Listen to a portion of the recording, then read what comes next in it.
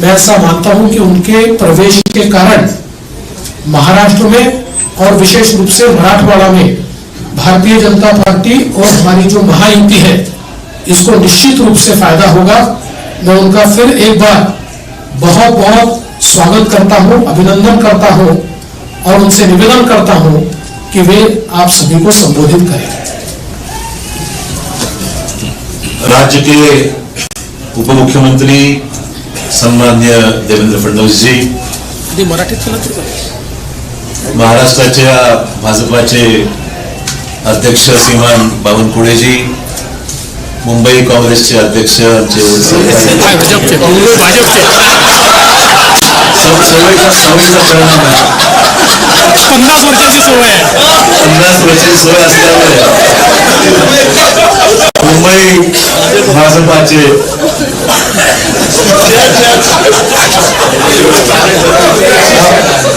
पहिली press conference भाजपाच्या कार्यालयामध्ये लागली होत आहे, तेवढं थोडंसं मला एक्सक्यूज करा, आज पहिलाच दिवस आहे, कालच राजीनामा दिल्यामुळे एकदम स्विचवर थोडासा, परंतु आमचे मित्र भाजपाचे मुंबईचे अध्यक्ष आशिष शेलारजी, खासदार प्रताप पाटील, आमचे पालकमंत्री गिरीश महाजन, लातूरचे आमचे खासदारजी, आमचे या ठिकाणी उपस्थित असलेले अमर राजूरकरजी आणि सर्व विधान परिषदेला आमचे नेते आणि सर्व आमचे सहकारी उपस्थित पत्रकार बंधू भगिनी आणि सहकारी मित्रांनो, सर्वप्रथम मी देशाचे प्रधानमंत्री श्री नरेंद्र मोदीजी, देशाचे गृहमंत्री अमित शाह साहेब, भाजपाचे राष्ट्रीय अध्यक्ष JP नड्डाजी, त्याचबरोबर उपमुख्यमंत्री देवेंद्र फडणवीसजी, बावनकुळेजी, आशिष शेलारजी आणि भाजपाचे असंख्य इथे चाहते ज्यांनी मनापासून आम्हाला माझ्यावर प्रेम केलं, म्हणजे आम्ही विरोधी पक्षात असताना सुद्धा, सत्तेमध्ये असताना सुद्धा महाराष्ट्राची एक वेगळी परंपरा राहिलेली आहे की एकमेकांविषयी असलेले आमचे संबंध राजकारणाच्या पलीकडे जाऊन सुद्धा आम्ही सर्वांनी एक दुसऱ्याला साथ दिलेली आहे। विकासात्मक कामासंदर्भामध्ये ही महाराष्ट्राची परंपरा राहिलेली आहे आणि त्यामुळे मला आज माझ्या आयुष्याची नवीन सुरुवात मी करत आहे असं मी निश्चित म्हणेन। इतके वर्ष मी गेल्या 38 वर्षाचा माझा हा राजकीय प्रवास हा मी आज बदल करत आहे आणि त्यातून आज भारतीय जनता पक्षाच्या या पक्षामध्ये प्रवेश करत आहेत। प्रधानमंत्री नरेंद्र मोदी यांच्या नेतृत्वाखाली त्यांची ती स्फूर्ती घेऊन, त्यांची प्रेरणा घेऊन या देशामध्ये राज्यामध्ये चांगलं काम करता आलं पाहिजे, सकारात्मक भूमिका घेऊन पुढील वाटचाल आपल्याला करता आली पाहिजे आणि राज्याच्या देशाच्या प्रगतीमध्ये आपला हात आपण निश्चित योगदान दिलं पाहिजे।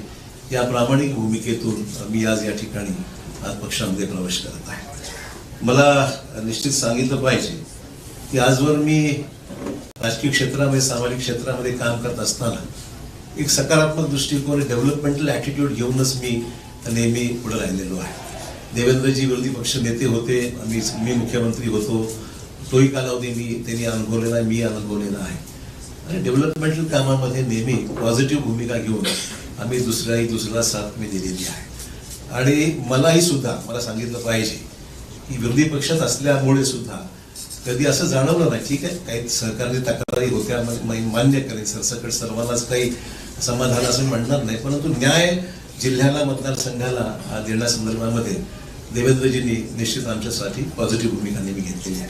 असो, त्यामुळे जिथे मी राहिलेलो आहे त्या ठिकाणी मी परस्पर प्रामाणिकपणे काम केलेलं आहे आणि मी आपल्याला ग्वाही देऊ इच्छितो की भाजपामध्ये आज प्रवेश घेत असताना तीच भूमिका घेऊन प्रामाणिकपणे भाजपामध्ये काम करेन।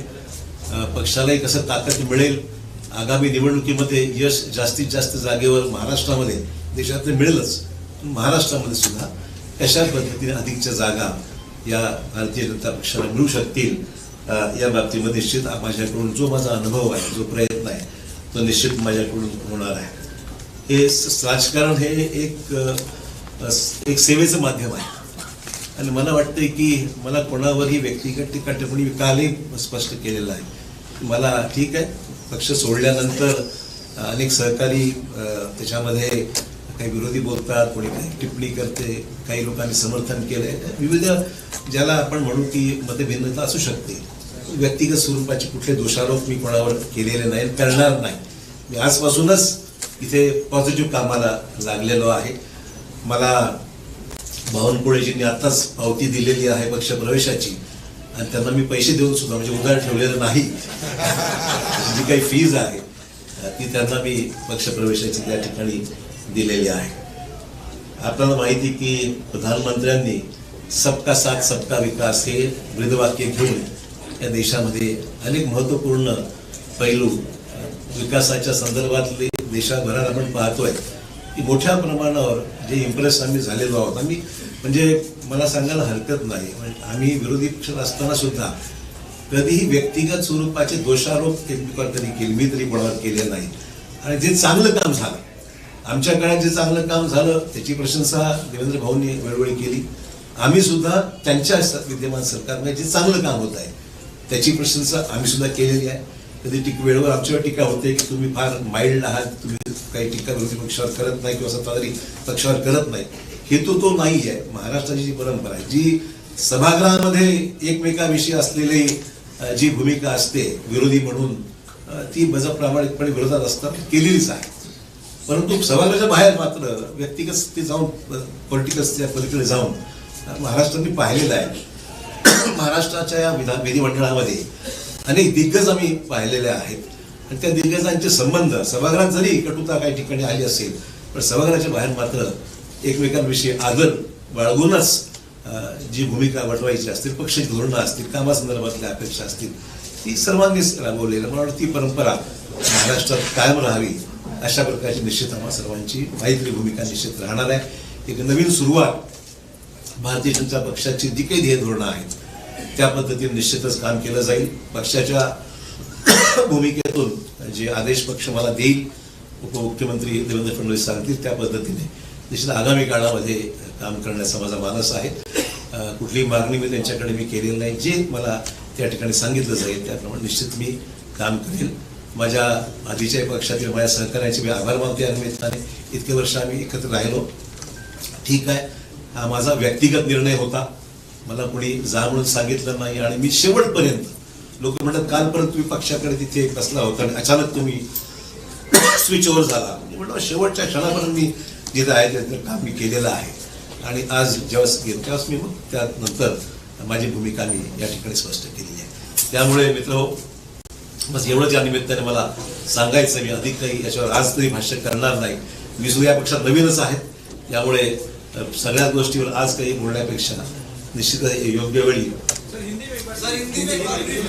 मैं आज भारतीय जनता पार्टी में यहाँ पर मैंने प्रवेश लिया है और मैं आभार मानना चाहूँगा देश के प्रधानमंत्री श्री नरेंद्र मोदी जी का, फिर देश के गृह सम्मानीय गृह मंत्री अमित भाई शाह जी का, राष्ट्रीय अध्यक्ष जे पी नड्डा जी का, देवेंद्र फडणवीस जी का, बावनकुळे जी का, आशीष शेलार जी का, और सभी नेता जो मेरे साथ में बैठे हुए, मेरे नांदेड़ से आए हुए हमारे सहयोगी अमर राजूलकर जो एमएलसी रह चुके हैं वो भी आए हुए हैं, उनका भी प्रवेश आज हुआ है.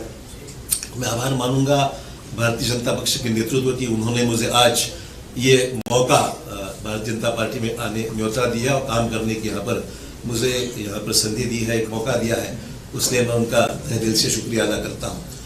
सार्वजनिक जीवन में काम करते हुए एक पॉजिटिव एटीट्यूड लेके, डेवलपमेंटल एटीट्यूड लेके आने वाले समय में काम करने की भूमिका मेरी है, पहले भी रह चुकी है.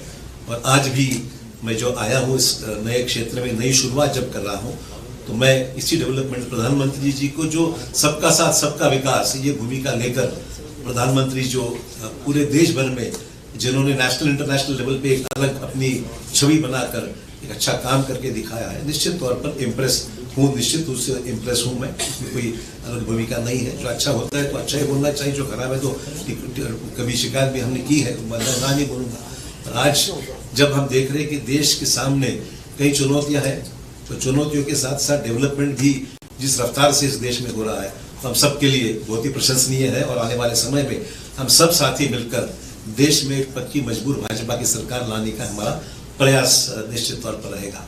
बस इससे ज़्यादा मैं आपका वक्त नहीं लूँगा। मैं आप सबका आभारी हूँ। एक नई शुरुआत है, कुछ गलतियाँ छोटी मोटी होती है तो शुरू में संभाल लीजिए। मोदीजींच्या विकासावर भाव घेऊन तुम्ही भाजपा जॉईन केलेला आहात. अनेक वर्ष काँग्रेसमध्ये काम केलेले अनेक आमदार ते देखील मोदींच्या विकासावर या ठिकाणी इम्प्रेस झाले असतील, तुमचे सहकारी असतील, ते सुद्धा भाजपा जॉईन करणार आहेत का? मला मुद्दाम सांगितलं पाहिजे, मी कोणालाही, हा माझा व्यक्तिगत डिसिजन होता, मी कोणालाही आमंत्रित किंवा निमंत्रित केलं नाही. बाकीचा विषय देवेंद्रजी आणि ते पाहतील काय करायचं. मी काही त्याच्यामध्ये खरं सांगतो.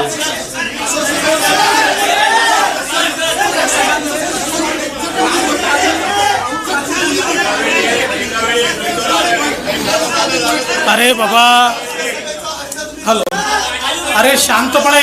असं तुम्ही तुमच्यापैकी कोण काय बोलतोय आम्हाला काही लक्षात येत नाही. आपल्याला जर प्रश्नोत्तर करायचे असतील तर तुम्ही शिस्त पाळली तरच होईल. एका वेळी एक जण एकाने प्रश्न विचारला त्यांनी पुन्हा विचारायचा नाही.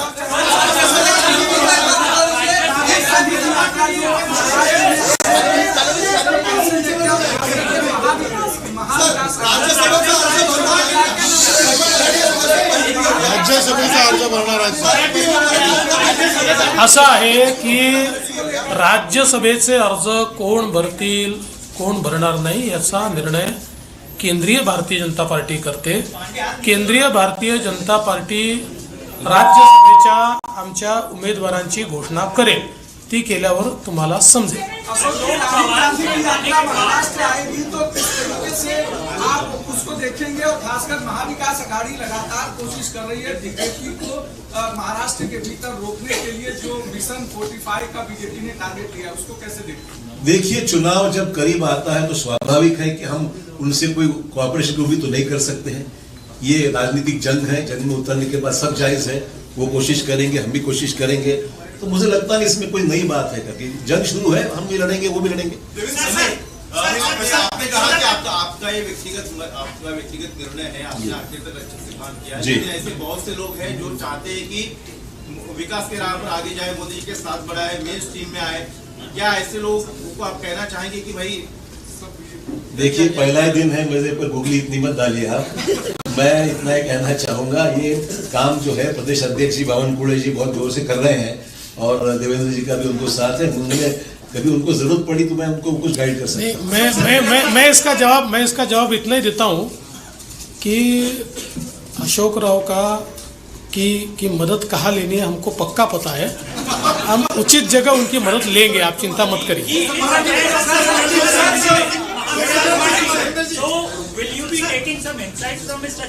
हाँ, 100%. देखिए, उनका केवल महाविकास आघाड़ी नहीं, उनका एक प्रदीर्घ अनुभव रहा है. तो उनके अनुभव का, यानी पॉलिटिकल अनुभव का भी और एडमिनिस्ट्रेटिव अनुभव का भी फायदा लेंगे.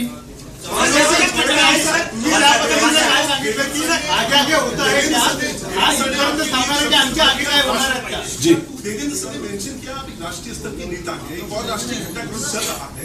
दिल्ली के बॉर्डर पे इस वक्त एक बार फिर किसान आंदोलन आया है. उसका आरोप ये लग रहा है, किसानी का आरोप आपकी पूर्ववर्ती पार्टी कांग्रेस पर लग रहा है कि उन्होंने उत्साह है एक बार फिर चुनाव को देखने के लिए.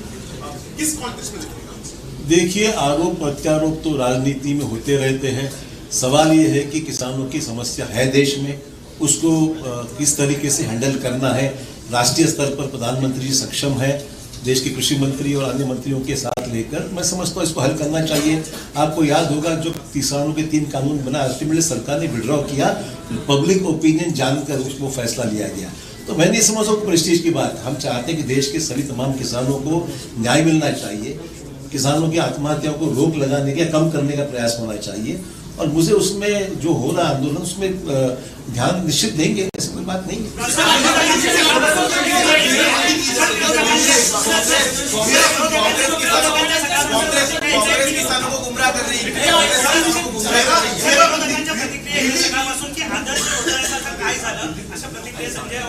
हा उशिरा आला प्रश्न, पहिलाच यायला पाहिजे.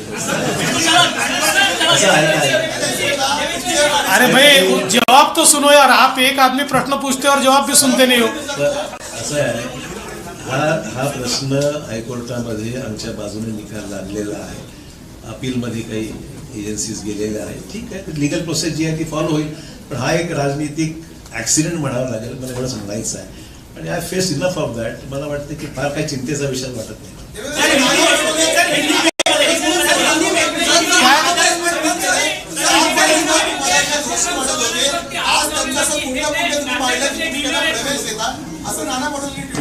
आता नाना पटोलेने प्रवेश दिलाच होता की नाही आम्ही, आणि राहिलेच ना आमच्याकडे ते.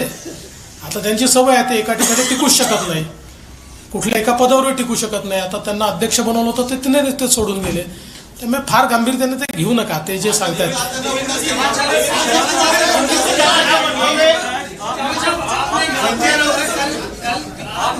पहले तक कांग्रेस में नई बैठक में हिस्सा लिया था, उसके बाद अगले दिन क्या ये रातों रात लिया गया फैसला?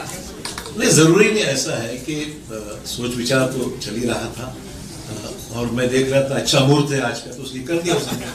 ऐसा कोई जरूरी नहीं कि कोई चीज को कोई रीजन देना चाहिए.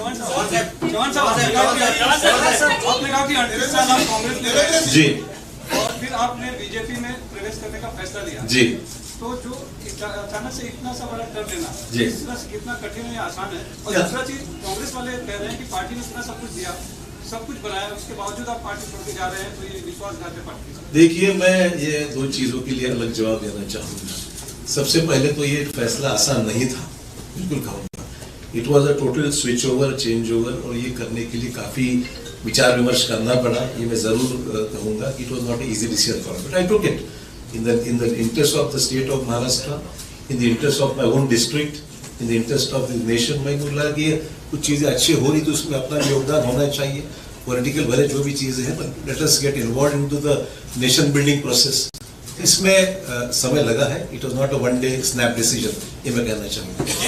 जहाँ तक let me complete. दूसरा इशू है सर, जरूर पार्टी ने मुझे बहुत कुछ दिया, मैं नहीं मना नहीं कर रहा हूँ, पर ये भी सच है मैंने भी पार्टी के लिए बहुत योगदान दिया, जिसके लिए महाराष्ट्र में कांग्रेस पार्टी को निश्चित ताकत मिली, ये भी कोई डिनाई नहीं कर सकता. तो इट वाज नॉट, आई एम नॉट, मतलब ये मैं पर्सनली ऑब्लाइज्ड हूँ पार्टी के लिए, मेरे पार्टी की लीडरशिप के लिए मैं ऑब्लाइज्ड हूँ. बट अचानक अगर तुम मेरे बौछार कोई चीज की करते हो, ये उचित नहीं है. ठीक है, मैंने फैसला किया इंडिविजुअली, मैंने पार्टी को डैमेज करने के लिए कुछ नहीं किया. It was my own personal decision, but मैंने भी पार्टी में मेरा योगदान क्या है मेरी नेशनल पार्टी जानती है. You were not listened to.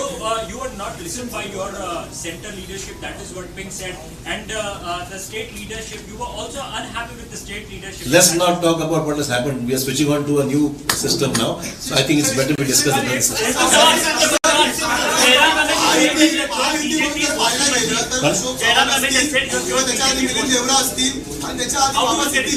तीन मोठे नेते आहेत ज्यांच्या दोन तीन पिढ्या काँग्रेसमध्ये होत्या, त्यांना आता महायुतीमध्ये प्रवेश केला आहे.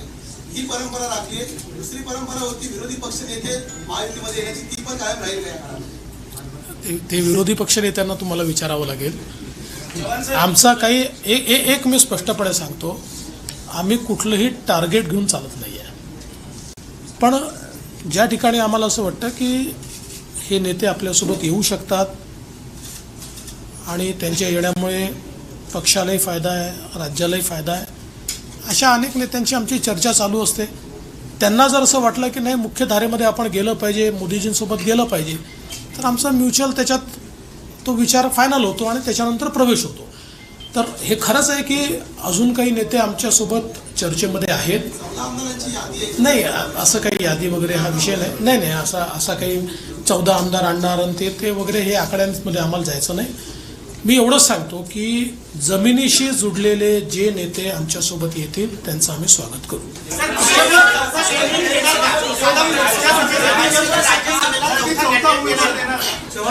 त्या संदर्भात आमचे प्रदेश अध्यक्ष सगळ्यांची चर्चा करून निर्णय करतील.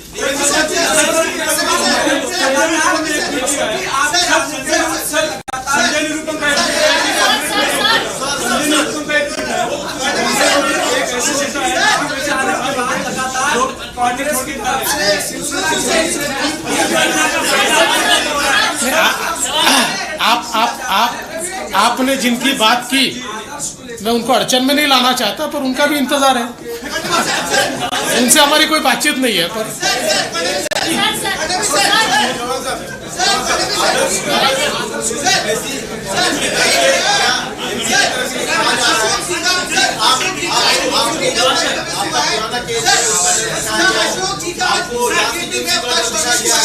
अशोक जी का क्या रोल होगा ये आपको महाराष्ट्र बीजेपी तय करेगी या केंद्र सरकार तय करेगी? क्योंकि अपने आप में बड़ा नाम आपने कहा कि बड़ा नाम। देखिए, अशोक चौहान जी 2 बार महाराष्ट्र के मुख्यमंत्री रह चुके हैं, इसलिए उनका रोल क्या होगा इस बारे में केंद्र सरकार के केंद्रीय बीजेपी के साथ चर्चा करके हम तय करेंगे। क्योंकि अशोक जी का भारतीय जनता पार्टी में आना ये राज्य के लिए तो एक बहुत मजबूती की बात है ही, पर उनका जो कद है वो एक नेशनल स्टेचर का कद है, इसलिए केंद्रीय बीजेपी से बात होकर ही इसका फैसला किया जाए।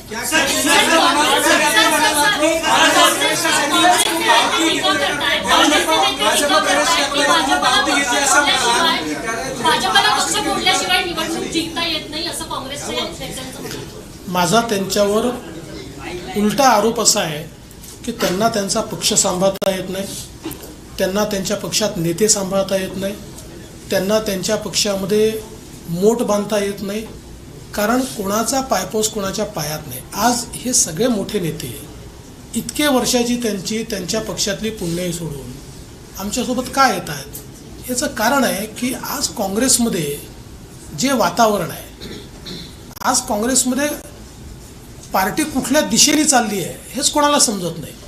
आणि भारतीय जनता पार्टीला विरोध करता करता देशाच्या विकासाला आपण कधी विरोध करायला लागलो हे त्यांना समजत नाही आहे।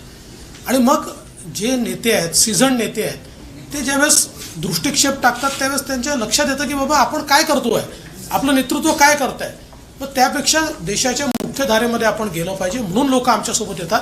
त्यामुळे त्यांनी पहिले आत्मचिंतन केलं पाहिजे की त्यांना घर का सांभाळता येत नाही, ज्यांनी काँग्रेस मोठी केली, ज्यांनी आपलं सर्वस्व काँग्रेसला दिलं, असे नेते का आपल्याला सांभाळता येत नाही असं आत्मचिंतन त्यांनी केलं पाहिजे।